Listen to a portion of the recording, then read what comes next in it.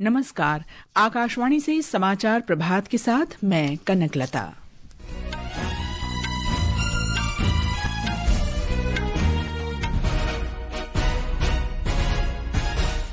प्रधानमंत्री नरेंद्र मोदी महान जनजातीय नेता भगवान बिरसा मुंडा की 150वीं जयंती पर गुजरात के नर्मदा जिले में आयोजित जनजातीय गौरव दिवस समारोह में हिस्सा लेंगे। वे 9,700 करोड़ रुपए से अधिक की विभिन्न विकास परियोजनाओं का शुभारंभ करेंगे। प्रधानमंत्री सूरत में मुंबई अहमदाबाद बुलेट ट्रेन परियोजना की प्रगति की भी समीक्षा करेंगे। बिहार में सत्तारूढ़ राष्ट्रीय जनतांत्रिक गठबंधन ने विधानसभा चुनावों में 243 में से 202 सीटें जीतकर भारी बहुमत हासिल किया। महागठबंधन को केवल 35 सीट मिली। मतदाता सूची के विशेष गहन पुनरीक्षण के दूसरे चरण में 91% से अधिक मतदाताओं को गणना प्रपत्र वितरित किए गए। भारत आज कोलकाता में दक्षिण अफ्रीका के साथ पहले क्रिकेट टेस्ट मैच के दूसरे दिन 37 रन पर 1 विकेट से आगे खेलेगा। और निशानेबाजी में ईशा सिंह ने काहिरा में विश्व चैंपियनशिप में महिलाओं की 25 मीटर पिस्टल स्पर्धा में कांस्य पदक जीता।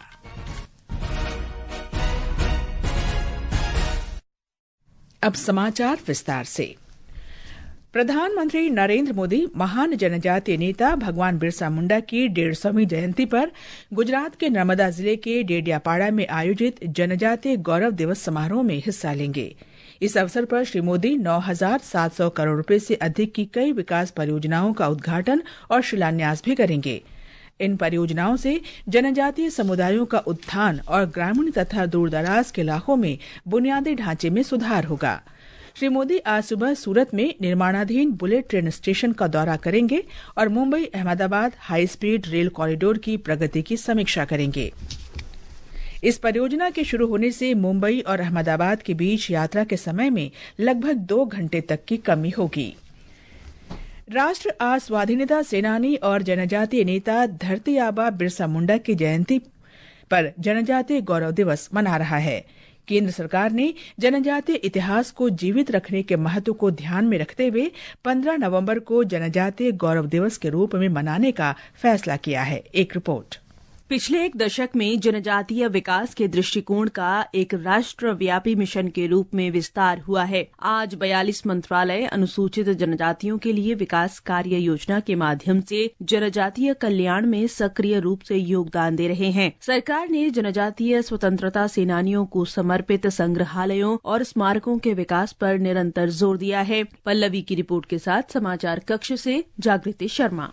झारखंड में भी भगवान बिरसा मुंडा की 150वीं जयंती मनाई जा रही है।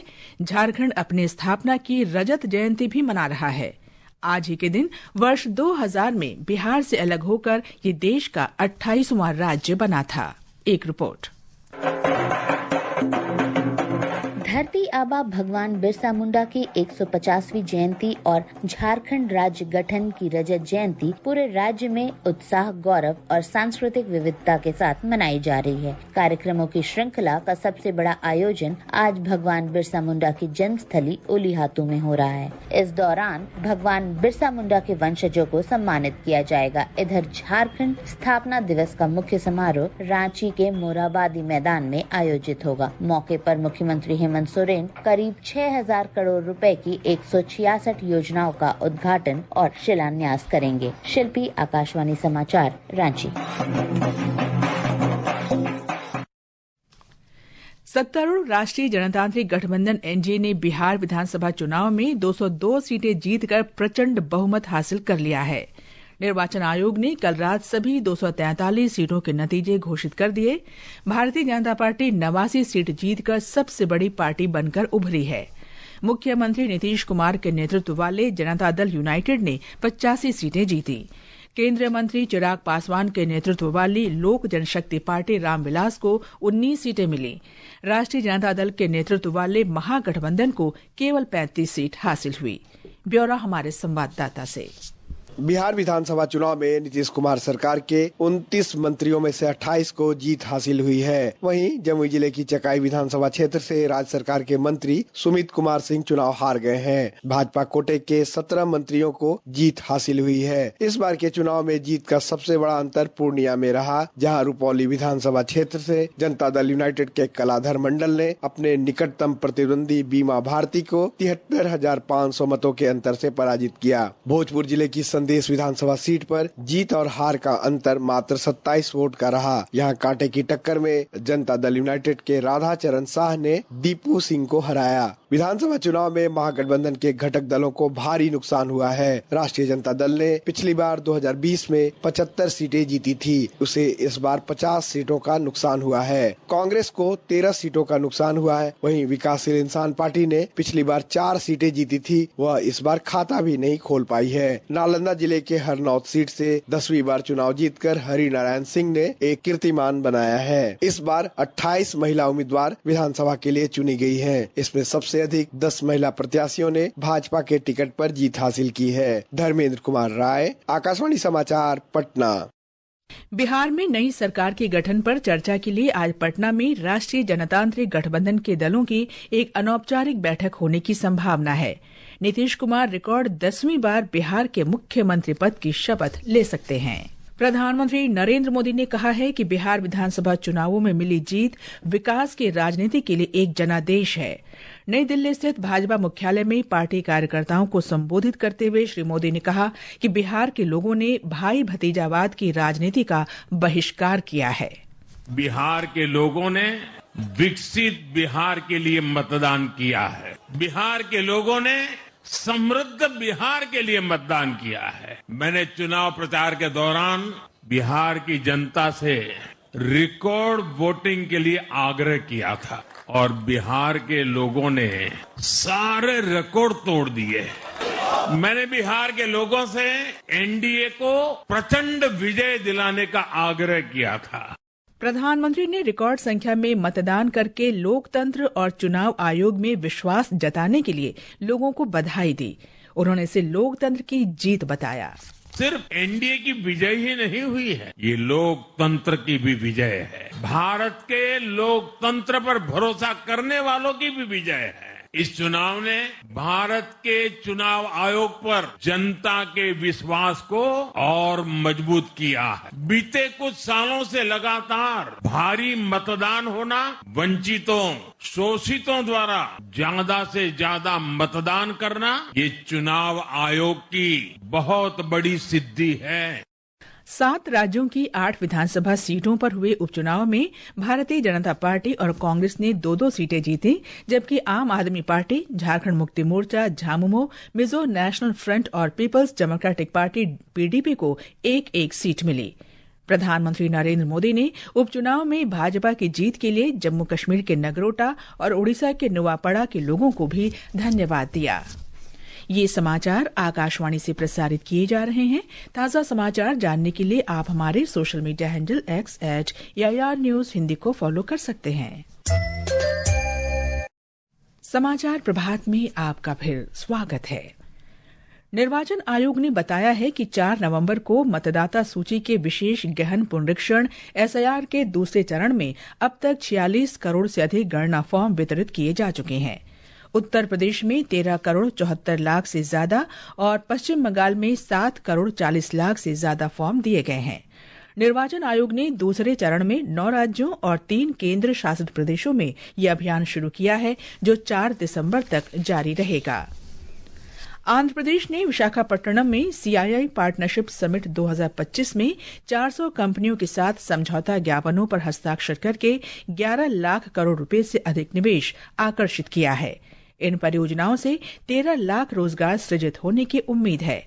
उपराष्ट्रपति CP राधाकृष्णन ने कल भारतीय उद्योग परिसंघ द्वारा केंद्र और राज्य सरकारों के सहयोग से आयोजित 2 दिवसीय शिखर सम्मेलन का उद्घाटन किया। जम्मू कश्मीर के श्रीनगर में नौगाम पुलिस थाना परिसर में कल देर रात बड़ा धमाका हुआ, जिसमें कई लोगों के हताहत होने की आशंका है। आधिकारिक सूत्रों ने बताया है कि ये विस्फोट उस समय हुआ जब पुलिस आतंकी मॉड्यूल मामले में जब्त विस्फोटक के सैंपल ले रही थी। अरुणाचल प्रदेश के मुख्यमंत्री पेमा खांडू ने कल सिक्किम के गंगटोक में 13वें अंतर्राष्ट्रीय पर्यटन मार्ट का उद्घाटन किया। इस अवसर पर असम, सिक्किम और अरुणाचल प्रदेश के पर्यटन मंत्री भी उपस्थित थे। इस दौरान श्री खांडू ने कहा कि प्रधानमंत्री नरेंद्र मोदी के नेतृत्व में पूर्वोत्तर ने पर्यटन क्षेत्र में अभूतपूर्व प्रगति की है। अमेरिका के राष्ट्रपति डोनाल्ड ट्रंप ने एक कार्यकारी आदेश पर हस्ताक्षर किए हैं, जिसके तहत कॉफी, केला और बीफ सहित कई खाद्य उत्पादों को व्यापक शुल्कों से छूट मिल गई है।